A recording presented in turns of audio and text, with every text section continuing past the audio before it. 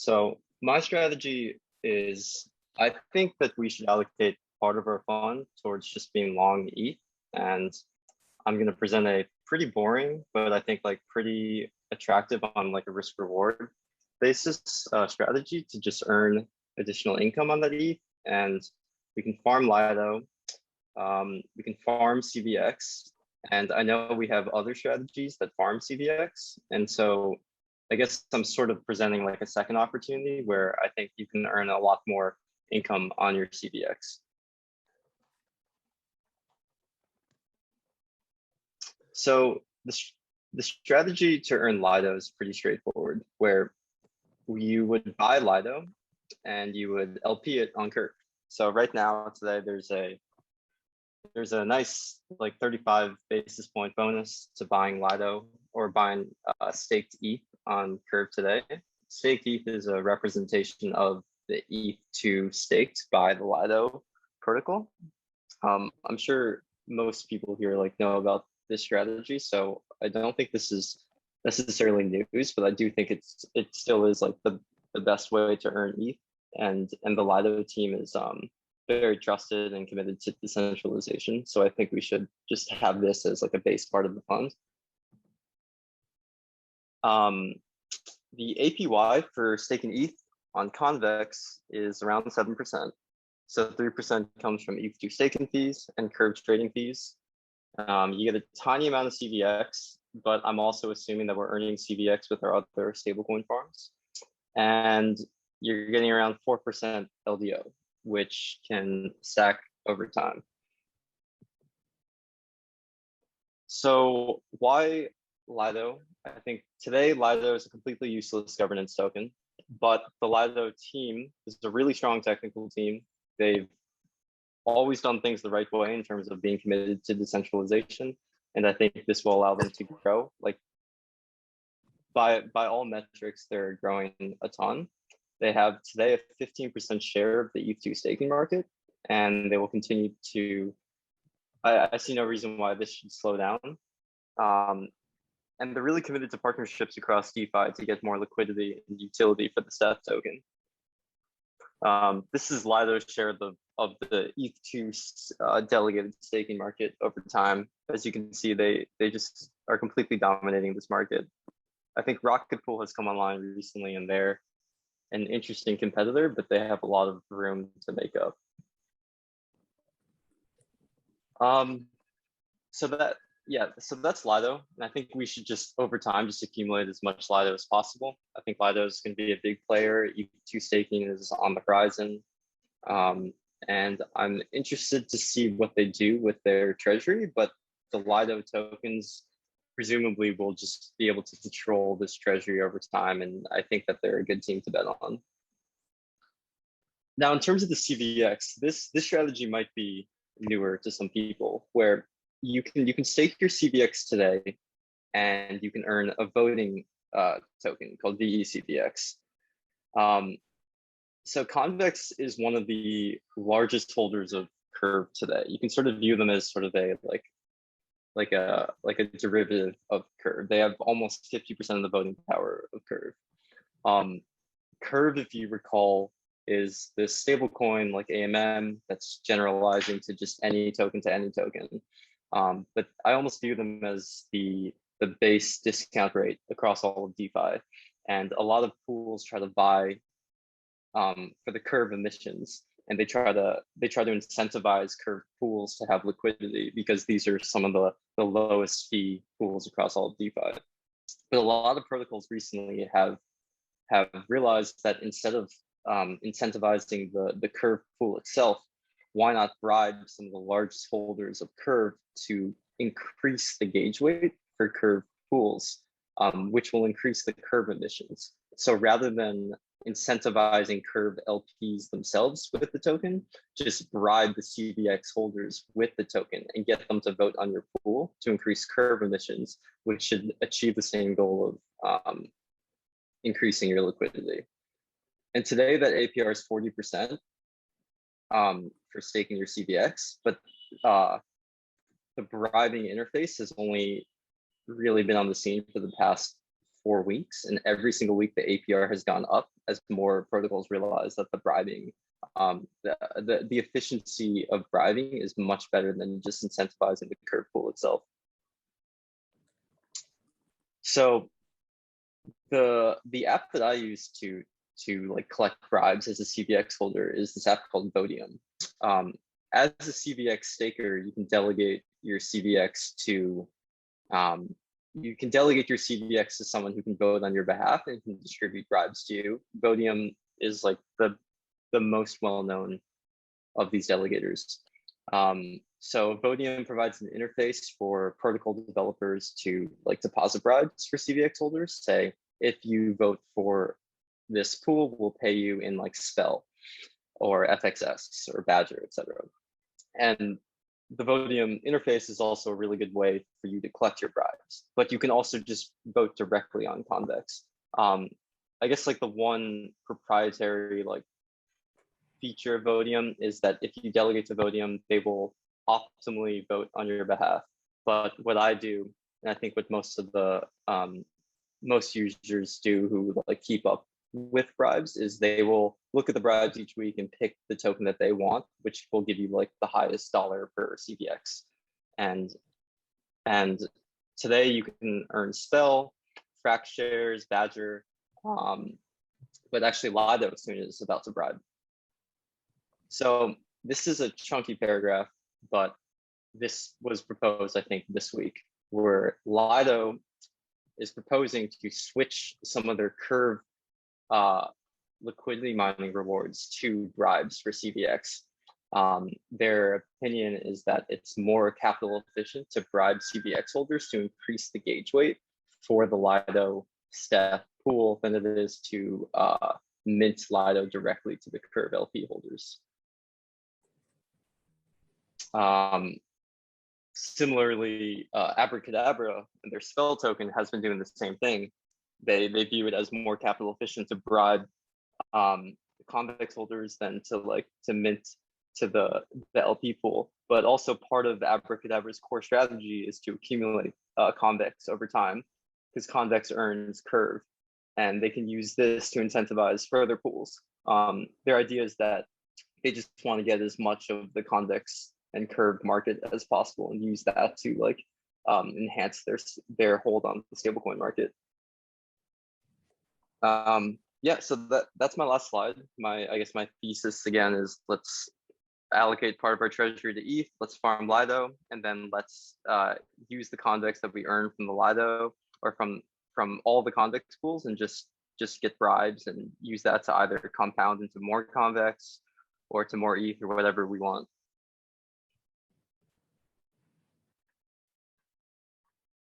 Okay, thank you. So yeah, I don't have questions because I know all of this already. So maybe somebody else has questions. So I think I have just some. I'm trying to reason through it in my head around like the long-term value prop of Lido. Definitely seems like a leader for liquid staking, but I wonder how competitive that market is going to be. Like right now, it's pretty early, and as ETH2 or staking goes online, I wonder if it's going to become more and more competitive. I guess I'm wondering what your thought process is around that, around like a moat for Lido, basically. Yeah, I think their moat is, I guess it's partially the technology. I think that they have a huge lead right now. ETH2 staking is not going to go away. I still think the majority of stakers will be like at-home stakers who stake for themselves. But I do think like longer term, there will always be this share of the market that is delegated staking, like retail users who just want to they don't have a full 32 ETH, or they want to get in and out of their staked ETH quickly. And so that's the market that I think Lido can get a really big share of. I don't see why that. I almost view like that market should get monopolized by one protocol, like and Lido is committed to decentralization, which I think is the right approach here. So if you stake to Lido, you're still in custody of your assets. You're only taking on the smart contract risk that they implement this correctly. I do think it's early. I think Lido can lose. I think Rocket Pool is definitely the biggest competitor, but Lido has accumulated like a pretty large treasury at this point, and I could see them just using. They could use that to compound their share. This is more of a speculative bet, but I just think that Lido has such a strong lead right now. It'd be I wouldn't want to bet on anyone else yet. Yeah, I agreed on that. Yeah, but I do wonder if, I mean, I guess I don't have a super great understanding of the tech behind doing like a liquid staking thing, but I have, it seems like something that's not super hard to ship, and I wonder if there are going to be just more and more competitors as more and more of the market cap of, you know, was. I think trust is key to this basically, and what I see, you know, the longer a project exists and it builds up trust, so this is like a mode to enter, because then you have really delegate them your ETH basically. Not in fact, not you can just buy it on the market, but I guess somehow, yeah, this is a mode basically itself. Just for every protocol out there, if it exists a certain time, why should you trust another one if the old one is like trusted, if the return is the same?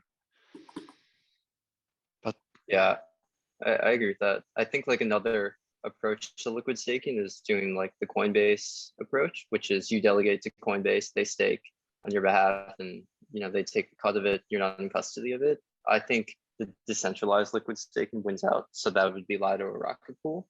And then between the two of them, Rocket Pool, you know, if Rocket Pool builds up their share over the next 2 years, then they're definitely worth looking at. But until then, I see like Lido will continue to grow its share. Especially like I do think the decentralized withdrawal aspect of this is actually pretty hard to implement.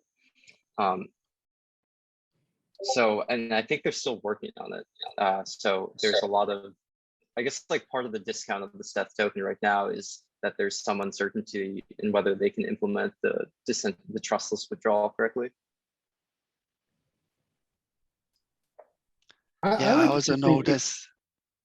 Oh no, go ahead, Martin. Go ahead. What were you saying? I just know the research I had on the your project. If I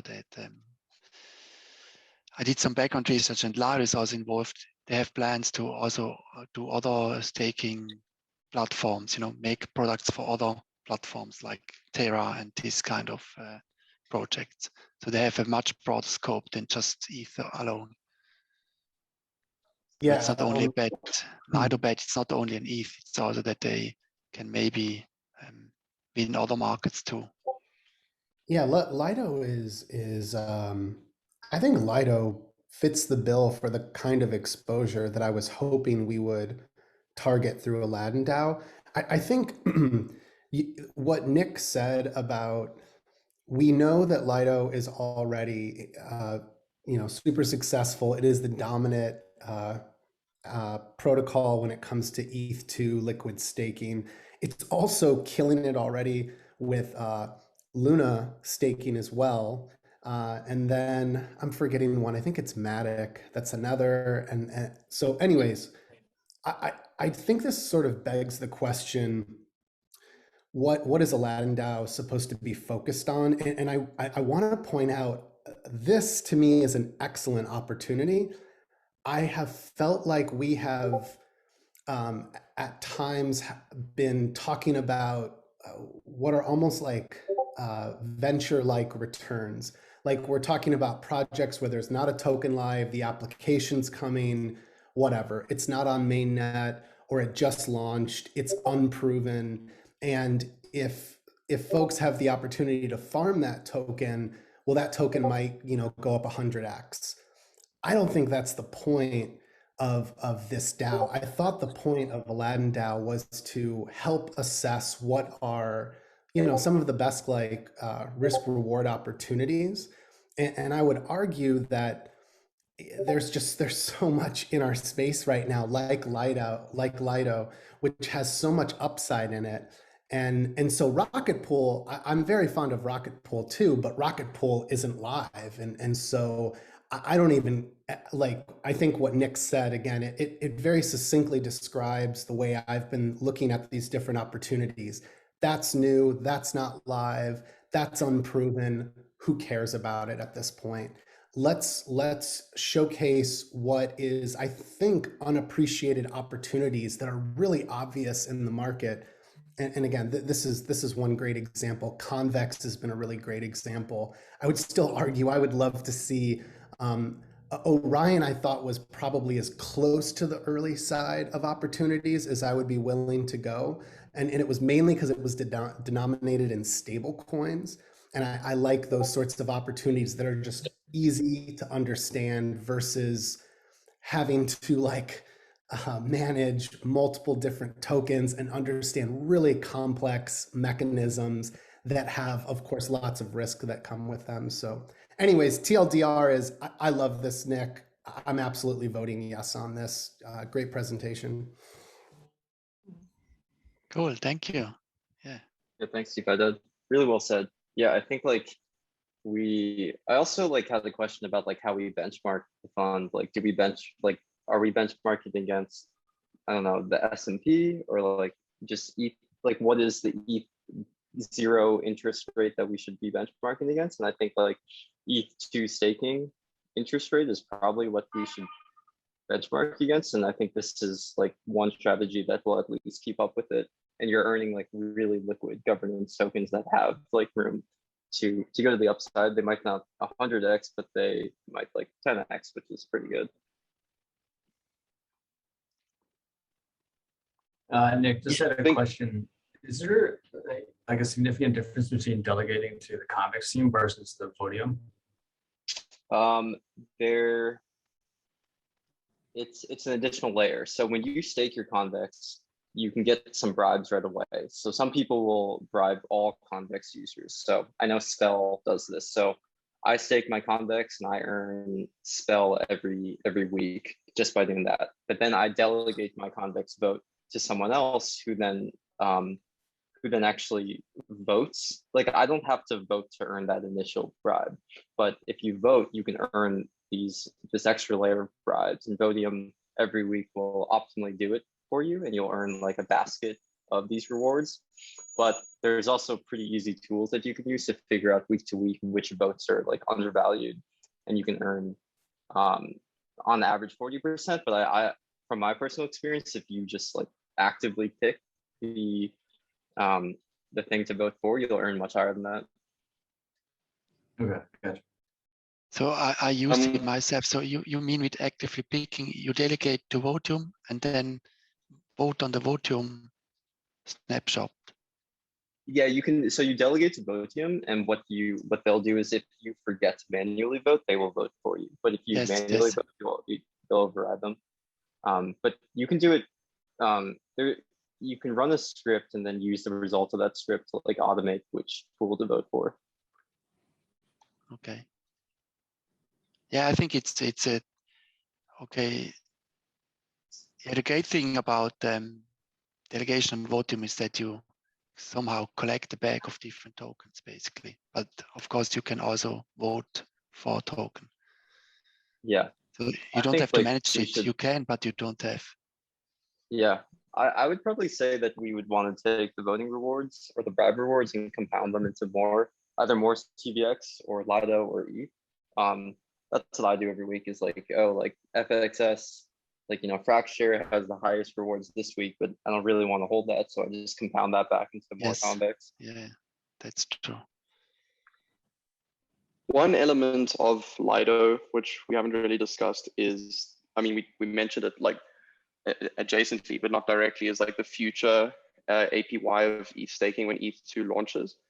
And I think that's like very bullish on this product as well, because like when validators start actually getting the fees, any priority fees, and with MEV, whatever's going to come with that in ETH2, it's going to be like at least double, if not 3x, the current APY that stakers are getting. Like, it's likely to be around 15%, maybe more, depending on what happens with MEV. And that definitely is like super bullish for Lido, and I don't think it's priced in right now, because right now it's like based on the current yield. But literally within 6 months, this could shift very dramatically if we have the merge happening early next year. So I never heard of this. So your bet is that to the normal staking fee, you get like MVV fees, and you get like the normal, like how is it called, priority fee. Yeah, Yep. yeah, you'll that's get right. all that.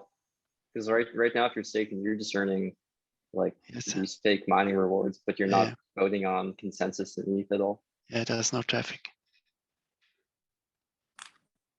Okay. Yeah. Any other thoughts, comments on this?